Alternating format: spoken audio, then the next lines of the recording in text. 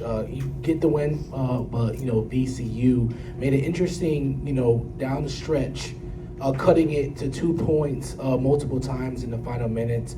What was the key to weathering that storm and closing this game out? I thought VCU played great. They're a tremendous team, tremendous program. We were able to make our free throws down the stretch, which was huge. We got a couple of timely turnovers, which helped us. But give them credit. They played hard. They went to the offensive glass hard.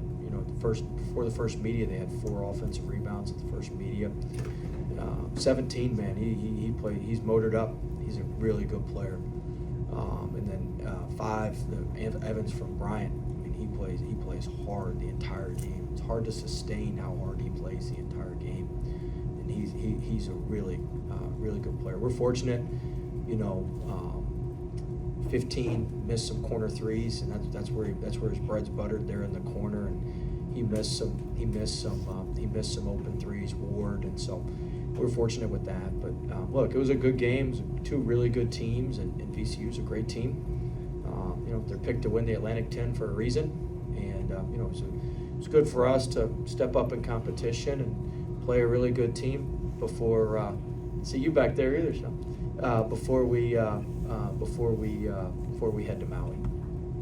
Coach, a lot of teams won't schedule a top mid-major like this. What value do you see in this type of game?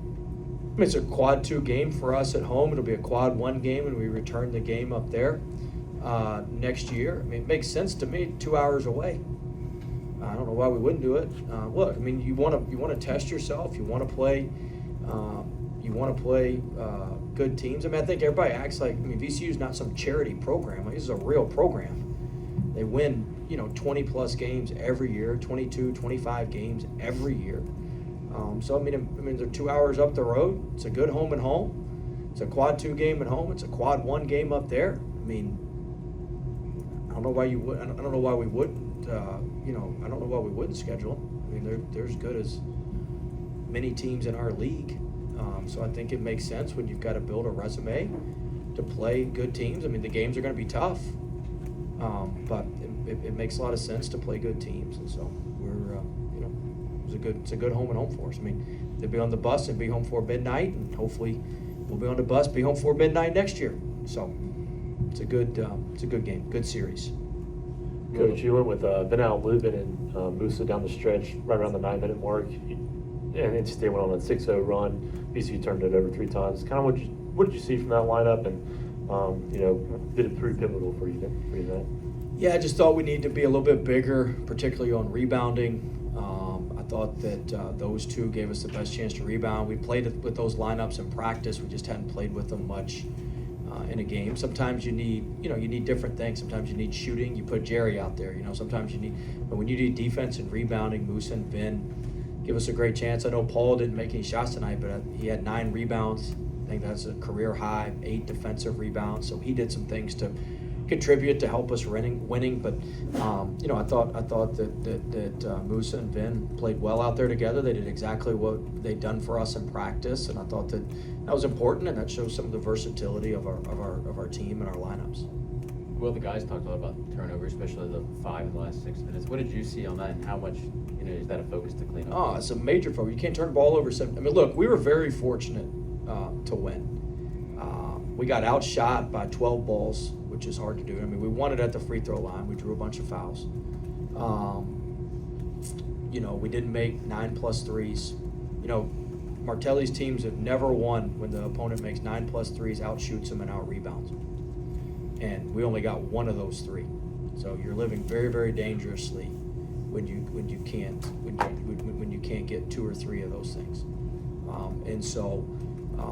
We were fortunate. We were hot from 3 to start, which masked some of our other issues offensively. We turned it over 17 times. We shot about another 6 turnovers. We shot 5. We had 5 shooting turnovers in the first half. We had another 1 or 2 in the second half. And so it's hard to give away possessions like that and score how you need to. So we've certainly got to get that cleaned up. I thought we got sped up, but you got to give VCU credit. They got long athletes. They don't let you reverse the ball. They're sitting in the passing lanes. They've got a very good defensive scheme that's very disruptive. Teams turn it over 22% of the time against them. We probably hit that number tonight. They got a good group. Back here, Coach. Good to see you. Good to see you. You mentioned about the scheduling. You still do the color for some of the games? Yeah. Okay. We'll do it Saturday. There we go. Falcon State. You touched on it briefly about the scheduling. Coach Martelli praised you for scheduling this home and home. Why was it important for you to have this in your first year here at NC State? I think it's important to play good teams. I look at the scheduling from a numeric standpoint, and the numerics fit and they're close. So it makes a lot of sense.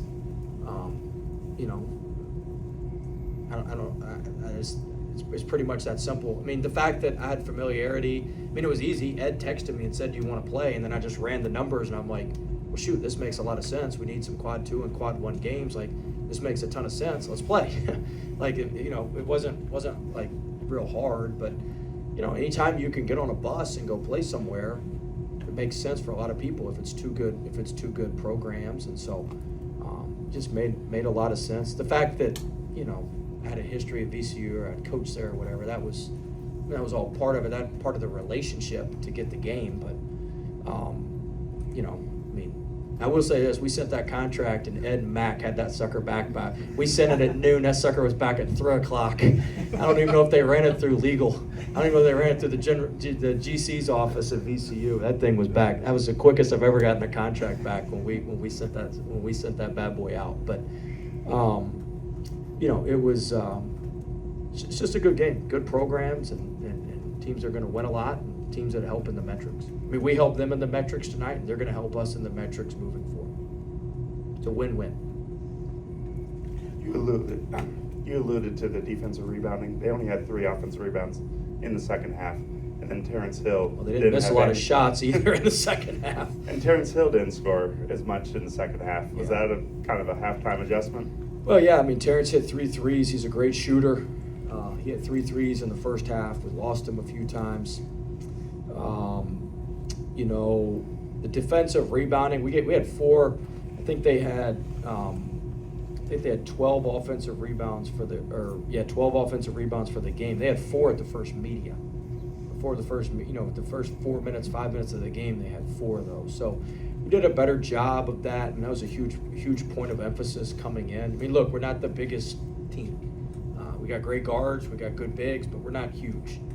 So we have to rebound as a team. And one thing that's unique about VCU that stresses your rebounding is most teams send 3 to the glass. VCU sends 4 to the glass.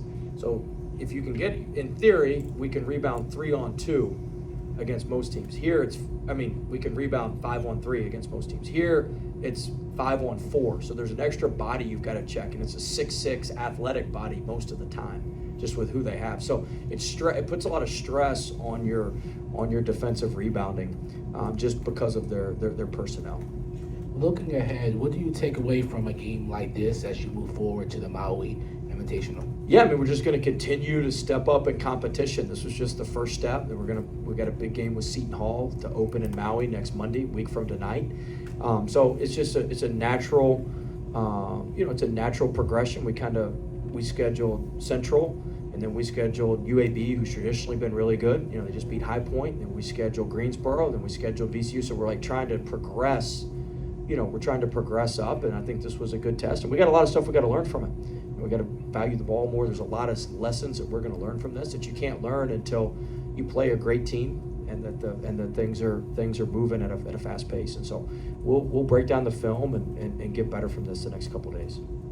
I promise I won't always ask you about officiating, but it's 5 technicals now in 4 games. What is your concern level? 0. That this seems to be a pattern. 0. Do you have to have a conversation with your group about, hey, this is We've how had a they're officiating conversation, the but game? look, a lot of that, some of that's just luck. I'm not worried about that. You got to play with an edge. I'd rather tell them whoa than go. So we'll back them off a little bit, but I'm not. He made a 3 tonight, whatever. I'm not worried about that. Coach, same player, but I think I've read that Williams is one of the more efficient people that y'all attract. The most efficient. The most efficient. You got to see it in person tonight. Yes, I got to see it in person. But what is it that he does that makes him just so hard to stop? It's just first thing, he plays at his own pace. Like, he plays at his pace, and he's got great vision and can move the ball around. It's hard. It's great when your best player is your most unselfish guy too. He led us in assists coming in tonight. He had 14 assists, 1 turnover. I think he had 2 assists, 3 turnovers tonight, something like that. So, but he led us in assists coming in tonight. He always makes not always, most of the time, a vast majority of the time, he makes the right play, and he can score it. He's just efficient.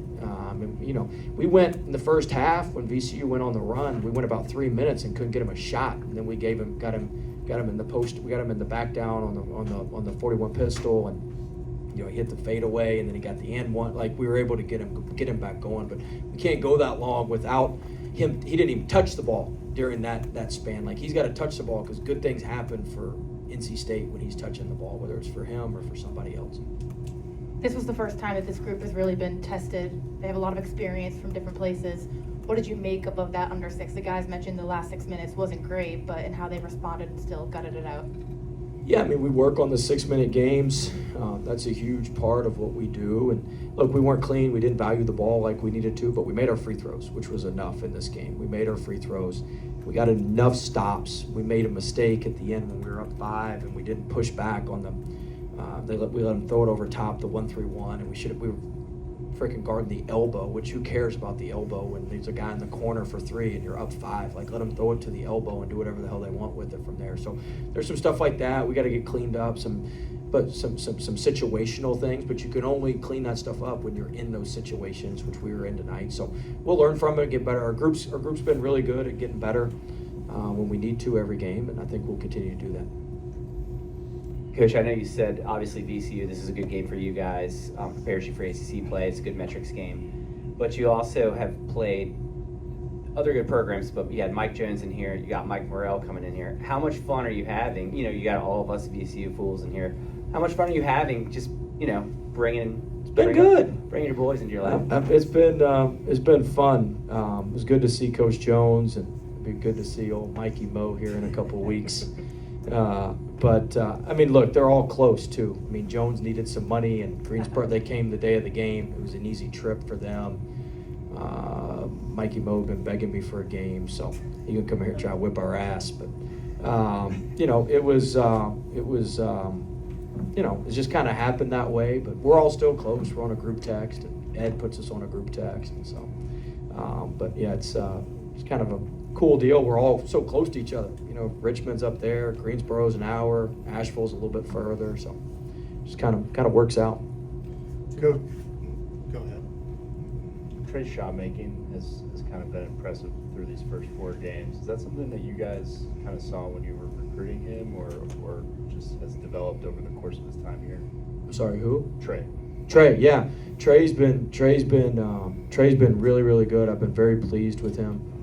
He shot it well his sophomore year. He didn't shoot it well his junior year. We were banking on the fact we could get him back to how he shot it his sophomore year, which so far that's checking out. We got to cut down on some of the turnovers. We got to cut down on some of the silliness on some things.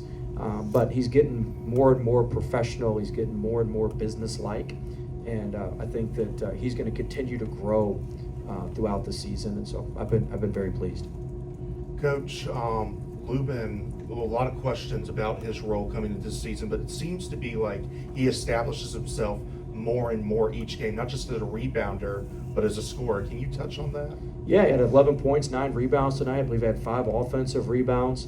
Did a great job keeping balls alive.